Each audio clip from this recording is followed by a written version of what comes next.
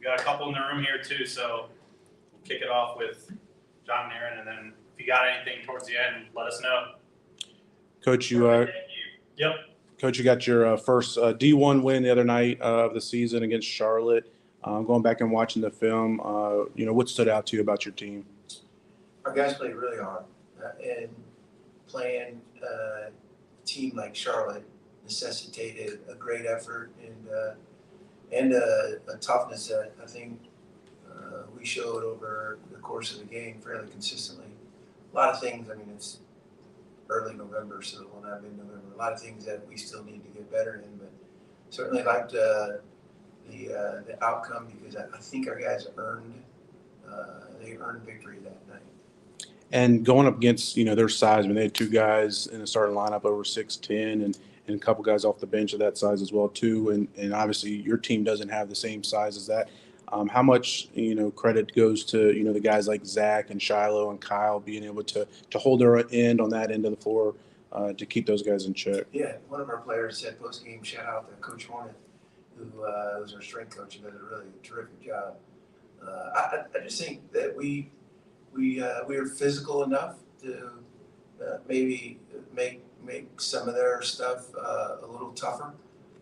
We had a ton of respect going in for them. Aaron Fern did a terrific job, and we knew how good those interior players were. Again, Zach Cleveland, he's got a really high motor. Kyle Rowe has got the smarts, if not smarter than the coaches.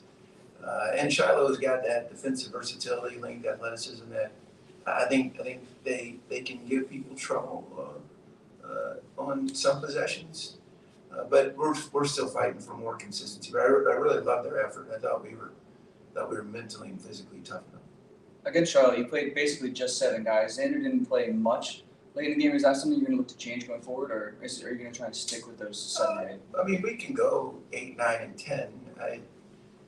Again, when you're in the game, you kind of want to just get a flow, and I think the scrimmages taught us one thing, but it's different when the lights are on, the fans are in the stands, and you have so many different variables involved in a game that counts. So I expect Xander, Bryson, Gabriel, Ben Sutherland could come back soon. All those guys will fight for minutes.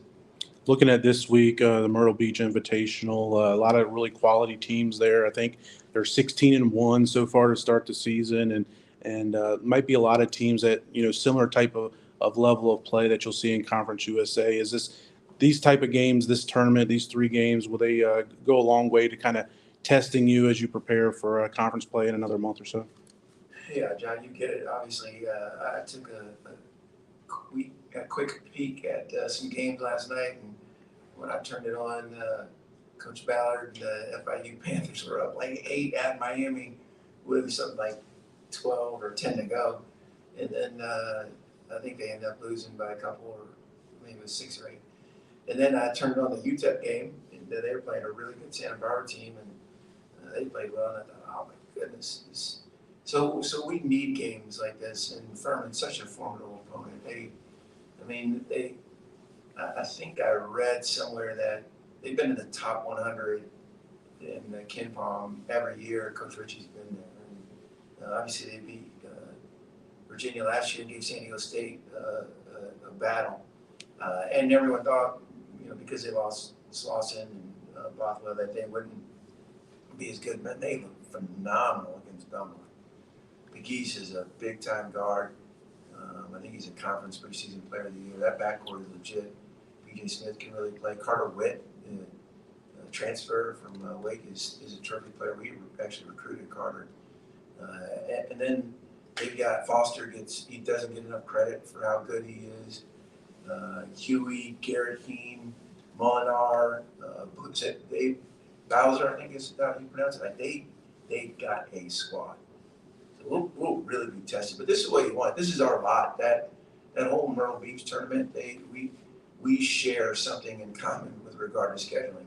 It's really hard for us to get home games.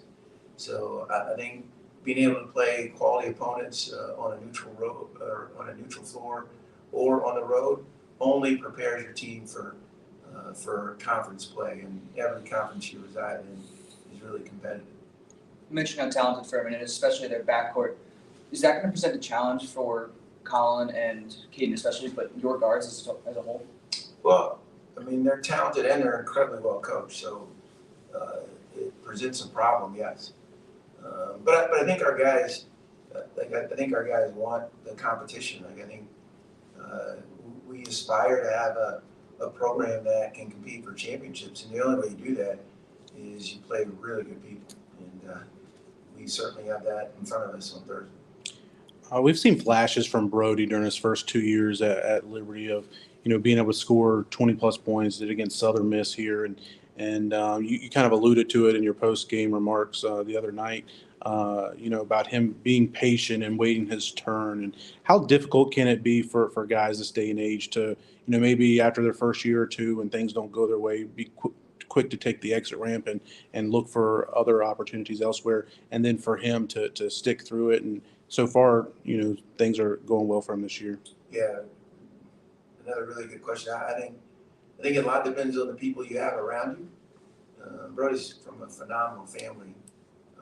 Mom, dad, grandparents, uncles, brother. Like they're first class, and I think they support Brody and what he desires to be as a person. And I think the support he had and the maturity that he had, like this is where he wants to be, and he has to earn it. I think we get it a little twisted nowadays, like with all the different avenues there are to run from something. I think you gotta still have that ability to earn, and Brody's invested in that. So I think his defensive improvement, he's quickened his shot, and he's really invested in winning the game. For a kid that scored 3,000 points in high school and was so acclaimed for how well he could put the ball in the basket, I think he's bought into, again, and what do I need on this team? What do I need to do on this team in order to have us have a chance to be successful? I love him for that. He's a special person. JV through 2 games, I think he has 17 total rebounds, averaging 8.5 through those 2 games. Can you talk about his effort on both defense and on the boards? Yeah, Joseph doesn't get the credit he deserves. Neither does Shiloh. Those two, they admire in obscurity. They're unbelievably invested on the defensive end. They sacrifice maybe what they could get on the offensive end. And don't get me wrong, both of them could be double-digit scorers on any night. But they just kind of wait and see what the team needs, and they inject it in us. So again, we're still in progress. But Joseph Vincent is that dude he's irreplaceable now. There's not many like him. There's not many that care so much about the team and its success, and so little about, man, how much recognition do I get? But he's one of them. Any special events planned for the team in Myrtle Beach, going to the beach or anything like that? That's not my lane. That would be a question for Chelsea. I'm not sure, but I think our guys are looking forward to playing games. You practice so long now. Our guys got here in June. They left for a couple of weeks into the semester in late July, and then we started up again in early September. So you have all these practices and just a few games. I think our guys are looking forward to 3 games in 4 days, and again, I think it's a privilege to be in the ESPN tournaments. You got to get invited to go to those, and really fortunate that the guys that are in our program and the guys that have gone before them have earned us an opportunity to be a part of a really competitive event. I can't remember. Have you coached at the HTC Center before? I have. That was that the John Dawson game when you guys stopped that long losing streak? I think it was the John Dawson game. I can only remember the celebratory Krispy Kreme return that we had our first conference win, I think, in forever. And that may have been known. We can probably tell I partaken in a couple of Krispy Kremes in my day. Thanks, guys. Ed, you got anything? Ed, anything? Yes, Coach, one more for you on the event itself. We can be grateful and thankful for the opportunity to be part of this. Do you envision more of these events popping up over the course of the lead up to conference play in future years? It seems like you look to get more quality opponents on the schedule.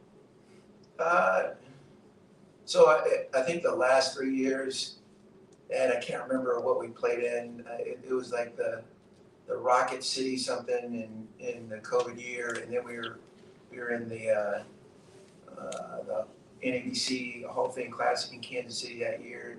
The following year we were in the Diamond Head Classic, which is an ESPN event. Last year we were in Cancun for that event. This year the Diamond Head. So over the past 4 or 5 seasons, man, we've been really blessed to be able to challenge ourselves in these MTE events. So I hope it continues. We certainly we've already been invited next year to a couple of different ones. Haven't landed on something yet, and we have one pretty good offer in 26, I guess that would be. So I hope it continues, and I know it's good for our program, especially in preparation for what appears to be a really, really good Conference USA.